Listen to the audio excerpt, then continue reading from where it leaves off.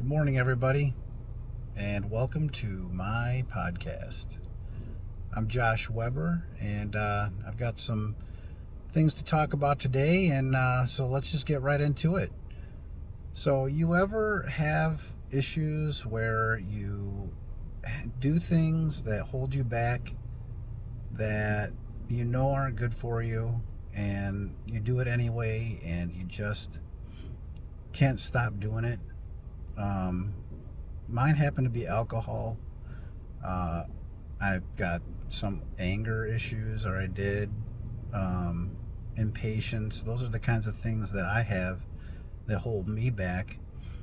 But since I quit drinking, that other stuff is much easier to deal with. Um, do I get impatient? Sure. I mean, we all do. The HALT thing, that's a big thing. Hungry, angry, lonely, or tired. Those are huge in my recovery. So if I can recognize those things, it's usually hungry. If I can get a snack or something to eat, I'll be fine. Um, take a 5 minute break, go sit, go pray or meditate or just do nothing. That helps too. There's just things that you can do to get through those moments. But alcohol happened to be mine that was holding me back um, the most. And so I kind of knew in my heart that if I gave that up, that things in my life would be easier to deal with. Um, so just the other day, there was something that happened. I was getting my wife a bowl of soup or some food, and there was a plate and a fork, and so she's recently broke her ankle at work, and that's a whole other story. But so I'm helping her with everything around the house, and so I'm bringing her food a lot, breakfast, lunch, and dinner. But I'm walking down the hallway, and the fork was slipping off. It started slipping off to the point where I was gonna drop the plate of food just to save the fork. And some days have passed by. Luckily, I didn't. It didn't. It slid off. I let it slide off, and I got a new one, new fork. Took it into her, and then but days passed by, and I commented that, man, I almost let your food fall to the ground just to save that fork.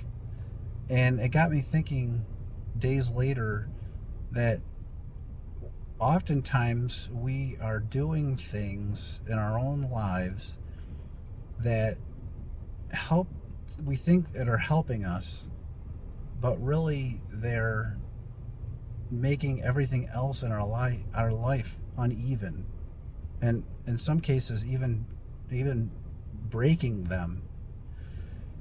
So that fork is kind of like alcohol in this scenario for me, but it could be whatever your vice is, and so uh, that's kind of where I thought, just let it fall, let it be, and let it go, and start over again, and see how the rest of your life unfolds. So, like when this journey began for me 4 years ago, um, I was building up to that moment. I mean, it took me like a good 3 years or so, I'd say, to be like, I want to be done with alcohol. I don't know how to do it exactly. I mean, I was in therapy, and one of the reasons I went in was to quit drinking, and the other was to have better relationships with my wife and my daughters. But I was never able to quit the drinking, and I really just think it was because my heart wasn't really in it yet. And so I was in that cycle for about 3 years where it was like, I feel like I don't really like this anymore, and I don't like how I'm feeling anymore, and it's really making everything else in my life harder. It's just not worth it anymore, I don't feel like, but I still found pleasure in it. So I kept doing it. But when I gave it up, I found a community and I was lucky enough to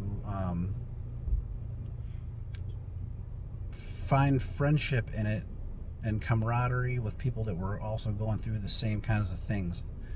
And so as time went on, I really wasn't planning on quitting at that time completely. I really just wanted to see if I could moderate my drinking.